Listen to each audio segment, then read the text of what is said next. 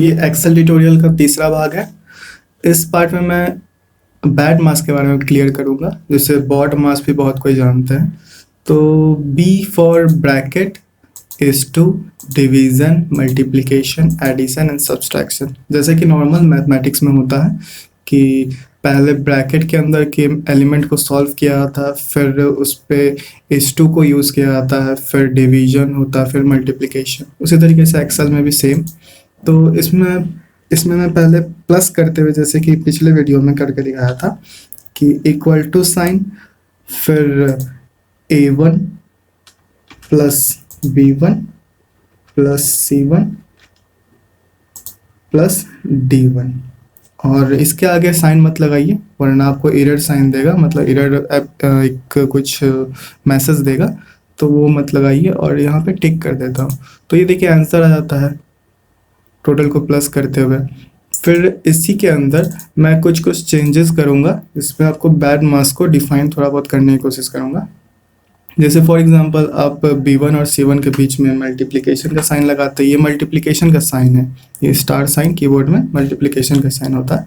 और बस इसके बाद क्या होगा कि अगर बैड मास के अनुसार होता है तो ये 3 × 2 पहले होगा, उसके बाद बाकी दोनों वो प्लस होते जाएगा। तो 3 × 2 6 होगा, फिर 6 + 1 7, 7 + 4 11 आना चाहिए यहाँ पे।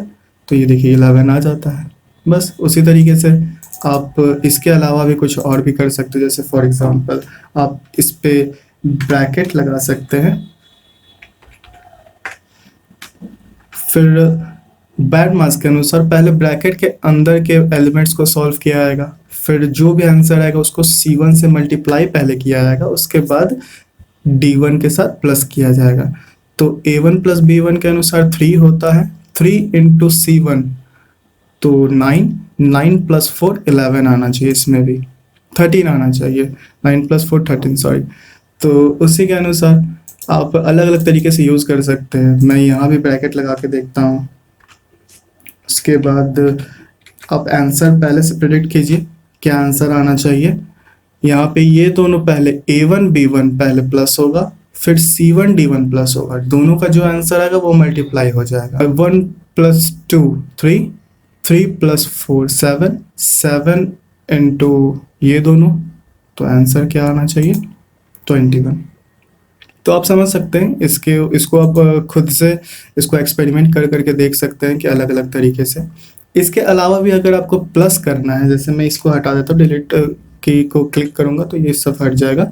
इसके अलावा भी आप यहाँ पे आप देख सकते हैं एक सम का एक अलग से दिया हुआ है, यहाँ पे ऑटो सम दिया हुआ है कुछ, तो ऑटो सम भी आप कर सकते हैं। ऑटो सम में रूल रहता है कि या तो आप हाईलाइट कर लीजिए, पहले आप खाली बॉक्स को भी हाईलाइट कर सकते हैं और यहाँ पे जाके सिंपली ऑटो सम पे क्लिक कर लीजिए, तो ये देखिए आंसर आ जाता है। जैसे मैं इस पे क्लिक करता हूँ तो पिछले वीडियो में ये मैं फॉर्मूला बताया था सम = करके ब्रैकेट में, तो वो दिखा देता है।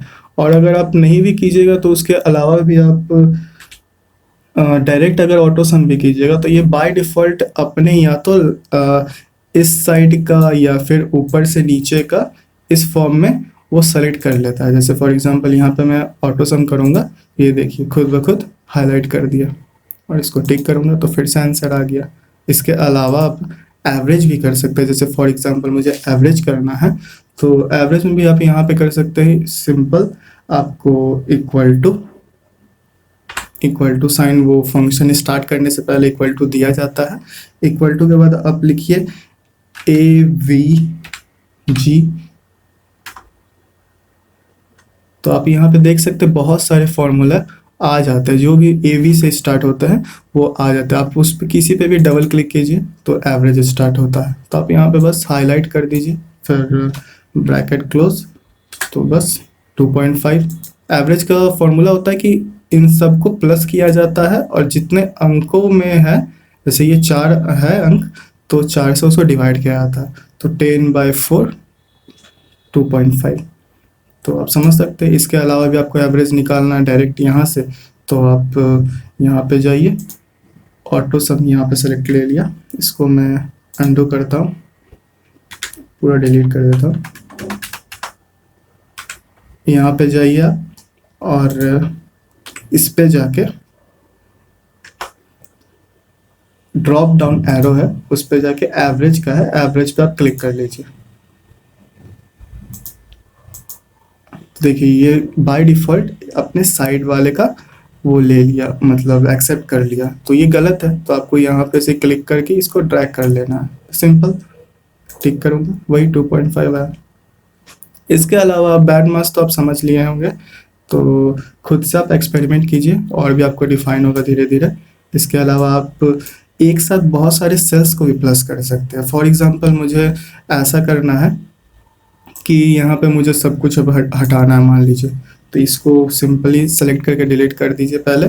और इसके अंदर अब जो जो आएगा, जैसे मैं यहाँ पे पहले कुछ कुछ नंबर्स दे देता हूँ, 1 2 3 4 जैसे नंबर दे दिया, 5, फिर यहाँ खाली है, फिर यहाँ पे कुछ नंबर दे दिया, कुछ 45, और मुझे पता नहीं कहाँ कहाँ इसके मतलब A1 से लेके कुछ F10 तक मुझे हाईलाइट करना है, तो मैं ऐसे कर देता हूँ और वो पूरा हाईलाइट होके यहाँ पे मुझे उसका आंसर चाहिए, सिंपल। तो मैं यहाँ पे क्या करूँगा, इस पे पहले क्लिक करूँगा, ऑटो सम पे क्लिक करूँगा, फिर यहाँ से लेके F10 तक सेलेक्ट कर लूँगा, फिर मैं ओके कर लूँगा। यहाँ पे जितने भी होंगे सब प्लस हो जाएंगे। उसके अलावा इसका फ़ायदा क्या है कि इससे यहाँ से लेकर इस रेंज तक, ये एक रेंज है, ये जो फॉर्मूला है इस टू का मतलब ये एक रेंज है, तो रेंज में मतलब कुछ कुछ जो भी आएंगे वो प्लस होते जाएंगे, सिंपल। तो उस अनुसार अगर मैं यहाँ पे क्लिक करूँगा, जैसे कि यहाँ पे 4 के बाद कुछ नहीं है तो मुझे 5 फिर से देना है, तो मैं 5 दूंगा। तो यहाँ जैसे ही मैं 5 देख के एंटर करूँगा तो यहाँ देखिए सिंपल 60 से 65 हो गया। यहाँ पे कुछ भी मैं टाइप करूँगा तो वो यहाँ पे ऑटोमेटिकली सम होते जाएगा।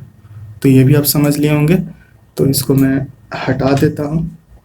इसके अलावा मैं एक और चीज़ बताऊँगा, जैसे कि 1 कुछ कुछ नंबर पहले टाइप कर लिया, फिर यहाँ पे एक नंबर मैं टाइप करता हूँ, जैसे कि 5 6 7।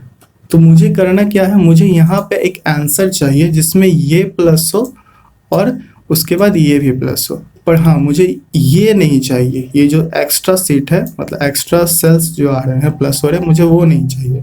तो उसके लिए आपको करना पड़ेगा पहले क्या, सिंपली है आप कीबोर्ड पे कंट्रोल की एक देख सकते हैं, CTRL करके होगा कंट्रोल की, उसको आप क्लिक करके रखिएगा, सिंपल क्लिक कर लेना है, इसको सेलेक्ट करना है, फिर आप क्लिक छोड़ना नहीं है उसको, इसको भी सेलेक्ट करना। तो ये देखिए पिछले सिलेक्शन को वो याद रखता है, कंट्रोल की क्लिक करने से पिछले सिलेक्शन को वो याद रखता है, बस सिंपल।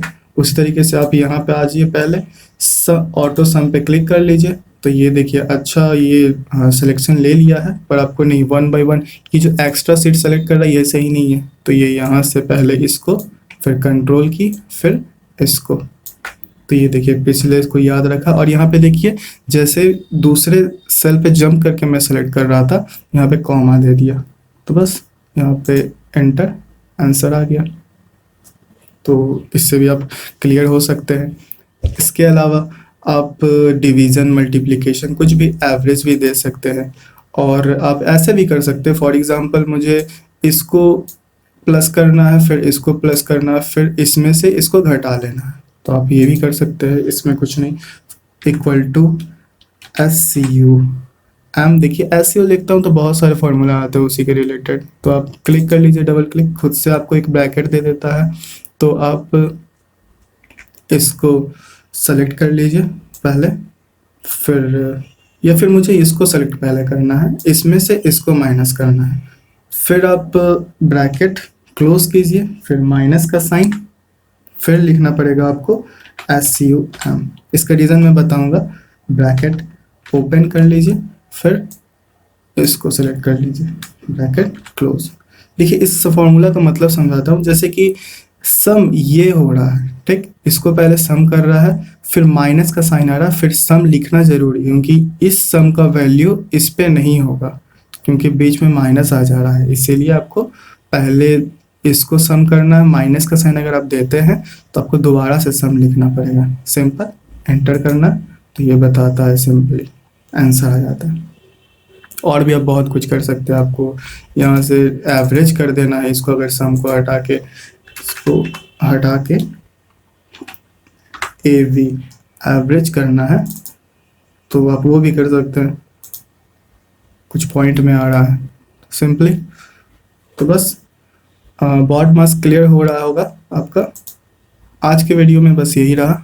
अगले वीडियो में मैं फिल हैंडल के बारे में बताऊंगा, तो आप उसको भी समझ लीजिएगा। थैंक्स।